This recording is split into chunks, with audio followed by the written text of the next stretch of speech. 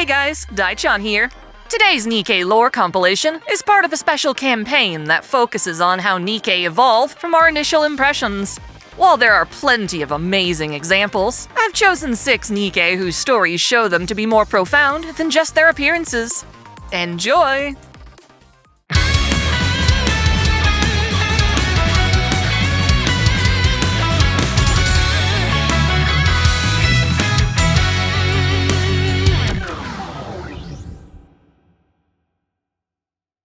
Who is Marciana? Marciana is a Nikke manufactured by Elysion. She is one of the instructors at the Miscellaneous Military Research Center's vocational school, an academy attempting to produce more capable Nikke through higher education. Her teaching strategy is strict yet thorough, giving her an intimidating aura. In truth, however, she has a weakness for cute things, including her littlest student, Rei. Marciana struggles to interact with Rei during class due to her cuteness, and turns to the commander for aid.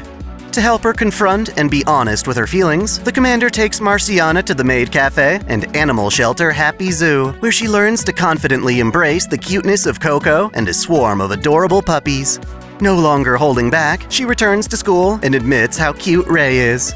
Refusing to further neglect Rei, Marciana leans heavily into her lessons so that none of her students are left behind. This is critical, as she feels that under MMR's jurisdiction, the school is more of a laboratory than a proper academy. The students are exposed to dangerous scenarios in order to test new gear, and those who fail their practical exams have their memories reset. Failing consecutively results in a Nikke's permanent expulsion, aka decommissioning or death. Marciana takes her job so seriously in order to fight against this, but as just a single teacher, she cannot change the system on her own. One of the students, Tercera, fears expulsion so much that she attempts to sabotage the exams and kill herself in an explosion. Marciana puts a stop to this ploy, promising to ensure that Tercera passes and survives into the next semester.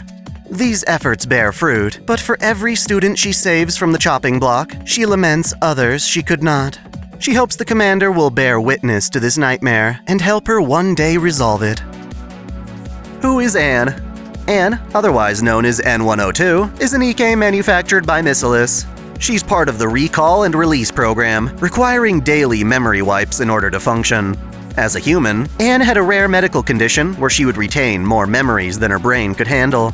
This nearly killed her, until Miscellaneous' CEO, Suen, made her mother Angelina an offer to turn her into a Nikke. Thanks to this, Anne can survive, but whatever new memories she gains get erased to prevent an overload. Angelina thought this was for the best, but found herself unable to bear reintroducing herself every single day. Due to a corrupt billing department, Angelina was being charged for the memory wipes, and so she works herself to the bone to make ends meet.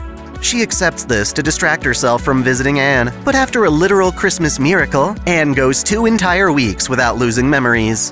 Anne takes this time to find her mother once again, this time treasuring the memory so that it becomes part of her baseline memories.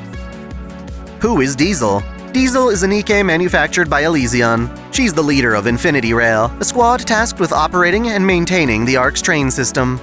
Diesel is absolutely obsessed with strawberry candy. This is because, years earlier, she and her squad mates were all casualties of a horrific terrorist attack on an AFX train. Diesel and her little brother were en route to Royal Road Station to shop for toys and delicious candies.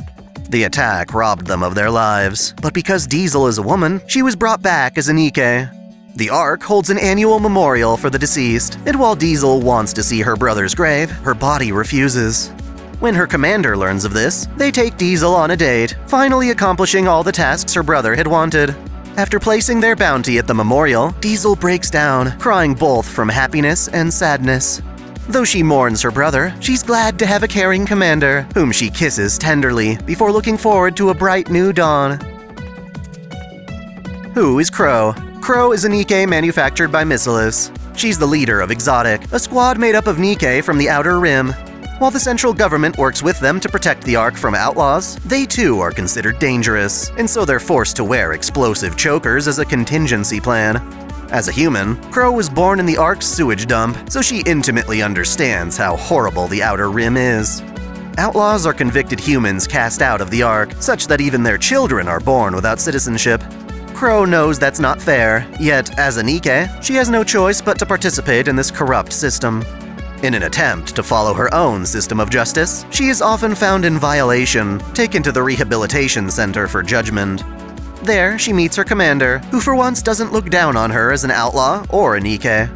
Even though the ARC treats her as expendable, she now has at least one human who truly cares for her well-being, and in her own dark way, she reciprocates the sentiment. Who is Mihara? Mihara is a Nikke manufactured by Missilis. She serves the CEO Siuin by capturing raptures on the surface as part of Wardress, a squad that includes her inseparable partner Uni. Mihara is also an interrogator, ordered to inflict pain on herself while transferring that pain to her victims. When she was human, Mihara had a disease that robbed her of all her senses. The only thing she could actually feel was the pain of biting herself.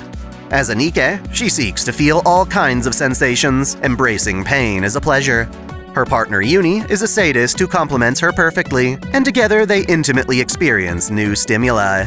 Seeking even more, Mihara turns to the commander, who shows her the pleasure and pain of exercise, and even being walked around town as a dog on a chain.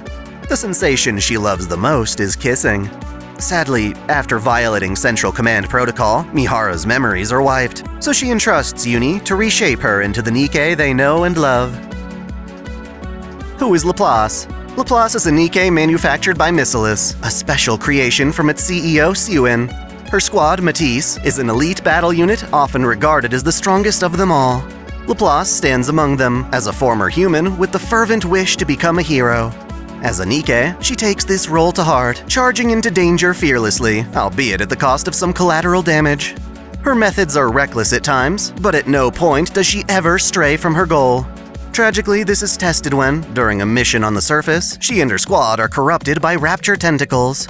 Rather than succumbing to possession, she selflessly puts a gun to her head, refusing to give in.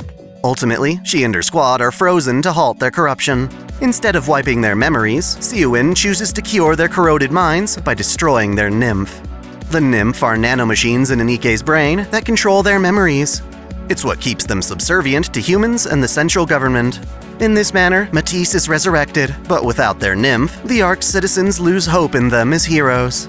Even worse, while Laplace wants to prove herself, she realizes that her nymph had been helping her stay brave in the face of fear. Now, the trauma of being corrupted brings her panic, along with an inability to summon her weapon and armor. The commander, whom she calls Birdie, encourages her during this dark time, assuring her that she has the heart of a hero independent from her nymph. When the ARC is surrounded by raptures due to one of Siuin's twisted schemes, Laplace steps up, believing in herself to overcome the trauma. Thanking the commander, she reveals that she's still afraid, but will no longer let that fear control her. Now, if only she could stop using windows in place of doors. Thanks for watching. If you enjoy this channel, help us grow by liking, commenting, sharing the video, subscribing to OtakuDaiKun, and most of all, smashing that notification bell so you don't miss out on all our anime lore, discussions, and Let's Play content. You can support us directly through Patreon, Subscribestar, or a YouTube membership, all of which come with benefits like spicy exclusive vids and early access. As always, celebrate your fandom. I want to give a special shout out to all my $10 and up supporters. Video Gamer 75, Dante Pendragon, Stephen Elak, Samuel Gersten, The Nonchalant Ostrich, Otaku Mom, Jens Bauman, Mystic Samurai 1983, Lord Omagoden, Freebrick, Olympian Doll, Alexis Yukio Gomez Yamato, Link Pendrago, Observer Bellis, King Kobo, Scout, James Hewitt, Uncanny EXP, Andre Foster, Jared Kraus, Zamas Autonomous, Yukie Eros, Crow Kalem, Sogai CH, Caitlin P, Vladimirovna, The Taz 96, Kengo X 77, Alester Bernadotte, Mickey D 343, and Akakaze Yume. Thank you all so much.